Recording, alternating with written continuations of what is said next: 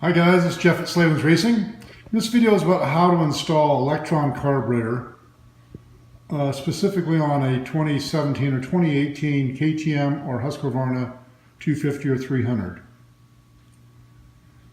I'm making this video because I've had some customers watching another video that's on YouTube that has some dated information and some incorrect information. Now, don't throw him under the bus. He's a good guy, just trying to help you guys out. Makes great videos, but he's not a mechanic, and so his technical information is not always correct. And like I said, don't throw him under the bus. He's just trying to help you out. So the kits that we sell for Lectrons for these new bikes come with a domino throttle. When we first brought them out, they had vortex throttles because we didn't have a good source for dominoes. And the vortexes are fine, but we feel like the domino is a definite upgrade. It's what KTMs have used, I don't know, for 15 years or more. And it's a good quality throttle out of Italy. And we include in our kits this piece. This is the throttle cam. So this is the piece that the cable hooks onto. And it just snaps onto the end of this throttle tube. So the throttle tube looks like this on the end. A little bit hard to see in this video because the white doesn't show up very well, but I think you can see that it's got a hex shape to it. And the inside of this is hex shaped, so it just snaps on there. And we include the correct cam so that you can reuse your stock throttle tube. That's these new ODI grips that they come with are very nice, and we'd like for you to reuse those. And a lot of customers want to do that as well. So from there, one of the incorrect things in that video is he starts at the other end. He hooks the throttle cable onto the carburetor first, then he works his way up here to the throttle. That's exactly backwards. You should never do it that way. And I'll explain that further when I get down to the carburetor. So first of all you got to do on these is pop this cap off. The cable hooks in there very simply. In order to change that cam I was talking about, well, then you got to take the bolts that are down here on the bottom and take the half of this is just a two-piece assembly. It's very self-explanatory. I'm not going to do that in this video. I'm sure you guys can figure it out. It's not hard. So attach the cable to the throttle housing first. Then you're going to want to figure out your routing.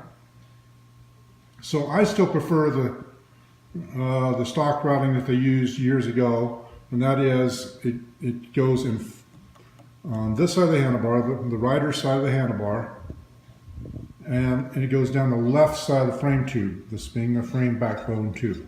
So it goes down the left side. Now the new bikes, they've got them coming down the right side over here, and that works okay too, but it makes a tighter arc on the cable. It puts a little more wear on the cable, also makes the cable pull a little bit harder.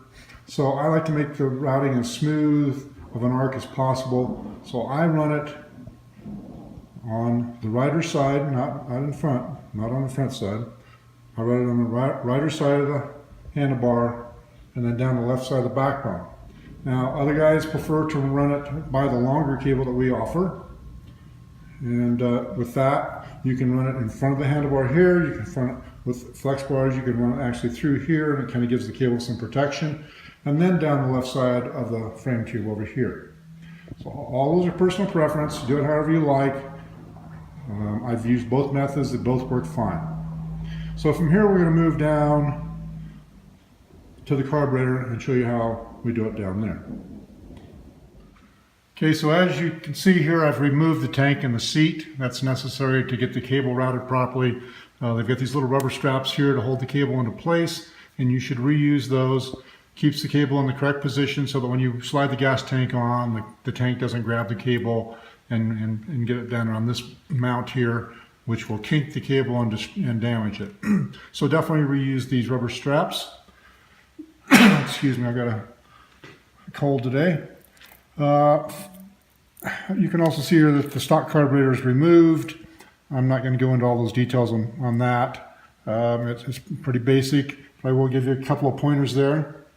One is this boot for 17s and 18s is made out of a plastic material. In the past, they were a rubbery material that was very flexible. These are very hard, so it's difficult to just pull the carburetor out the side, although I've had some customers tell me they've done that, and they called me up and told me how difficult it was to change the carburetor. I don't know how they did it. I mean, that's not easy to get it out that way. Maybe they hooked a chain around it and pulled it out of there with their diesel pickup truck or something, but I would not recommend that.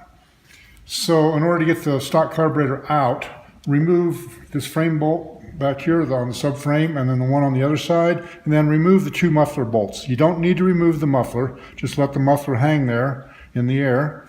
But remove the muffler bolts on these two bottom subframe bolts. You do not have to loosen the top subframe bolts. Leave those as they are, and then just push the subframe up. And that gets it away from the carburetor. Then you can pull the stock carburetor out. That's really the only key to getting the old carburetor out. And it's also the key to get the new one in. So from there, you've got to put the carburetor top onto the cable. And that's, it just screws on. The cable screws into the top of this. And then you want to hook up the slide and the throttle, the spring and the slide.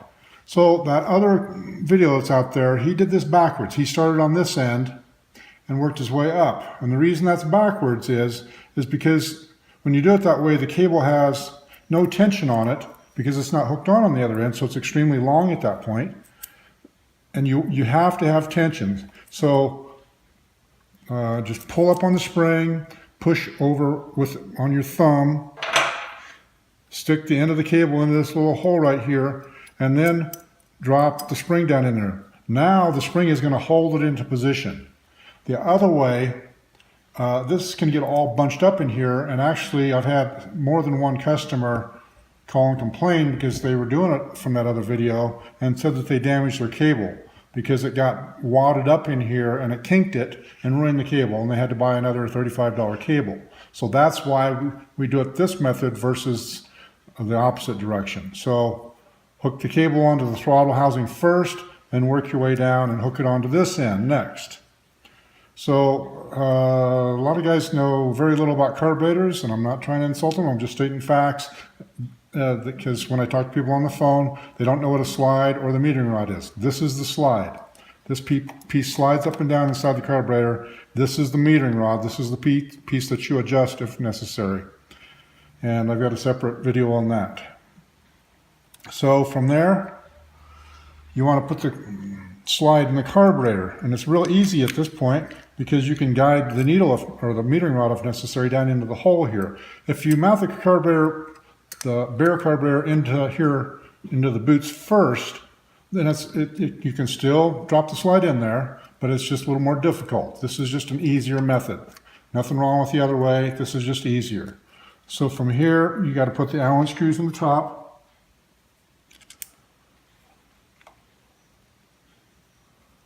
And if you got a really early Lectron, it might have Phillips screws on the top. And we've got these Allens if you want to update them to this style.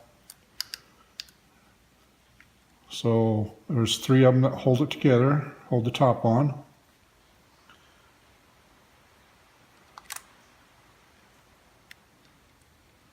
Sorry, I'm trying to go as fast as possible here to speed this video up.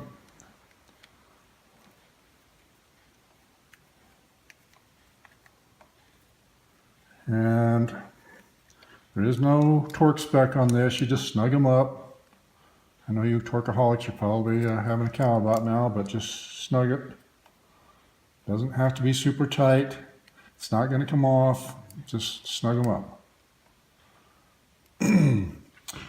Okay, so before we stick the carburetor in there, I'll discuss a step on the XC KTM models and the TC and TX Husqvarna models. And that is, the Lectron carburetor is about 13 millimeters longer from front to back than the stock carburetor is. And so with this new hard rubber boot, it makes it more difficult to fit it in there, and it also wants to push the boot back and cause a sealing issue with the air filter. So to get around that, the XCW and the TE models, XCW KTMs and TE model Huskies, have a shorter intake manifold. This is the intake manifold. So this is the long one, and I've already installed the shorter one. It's about 7 or 8 millimeters shorter, so it doesn't totally mitigate the length difference, but it's enough to make it work out just fine.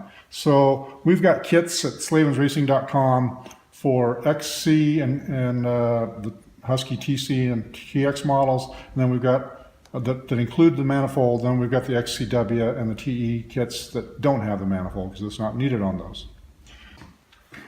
Okay, so you want to stick it into the air boot side first, this being the air boot, this being the intake manifold. Because this is so rigid, it's very difficult to get it in doing it the opposite way, which is what the other video did. And he struggled a lot putting it in there, and I've had customers struggle a lot getting them in as well because they followed that video. Again, I'm not bashing him. Give me a break, give him a break. He's just trying to help you. And so am I. So stick it in here and then just put it in the intake manifold about halfway and at an angle. It's not the correct angle at this point, but just kind of an angle. And then bring the subframe back down and guide it on to the bell of the carburetor. And as you can see, that goes on very easily that way. And from there, you can just push the subframe down more, and it will push the carburetor right into the intake manifold.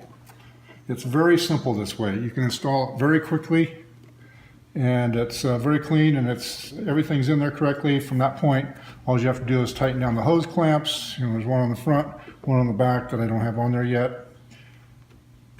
And then I usually stand back and look at it from this angle back here to see that the carburetor is straight up and down. They don't have to be perfect, just get them somewhere close. And that's pretty much it for getting it in there.